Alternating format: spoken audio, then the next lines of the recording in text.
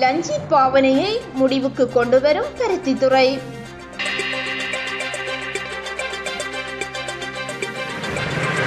யாழ்ப்பாணம் பருத்தித்துறை நகரசபை எல்லைக்குட்பட்ட ஹோட்டல்கள் மற்றும் உணவுகளை கையாளும் நிலையங்களில் லஞ்சீட் பாவனை முற்றாக தடை செய்யப்படவுள்ளதாக அறிவிக்கப்பட்டுள்ளது.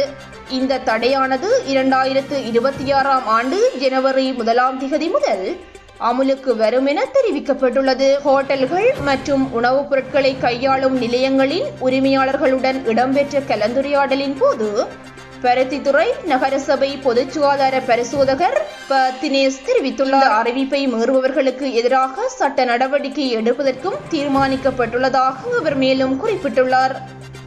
அத்துடன் வியாபார நிலையங்களில் வியாபார உரிமம் நகரசபையின் தவிசாளருக்கு உள்ள அதிகாரத்தின் கீழ் இடைநிறுத்தப்படும் எனவும் மேலும் குறிப்பிடப்பட்டுள்ளது. லஞ்சீட் பாவனைக்கு மாற்றீடாக வாழை இலை, தாமரை இலை, தேக்கமிலை போன்றவற்றையும் உணவு பொதியிடலின் போது ஈய பேப்பர் மற்றும் உணவு பொதியிடலுக்காக அனுமதிக்கப்பட்ட கொள்கலன்களை பயன்படுத்துமாறு மேலும் ஆலோசனை வழங்கப்பட்டுள்ளது.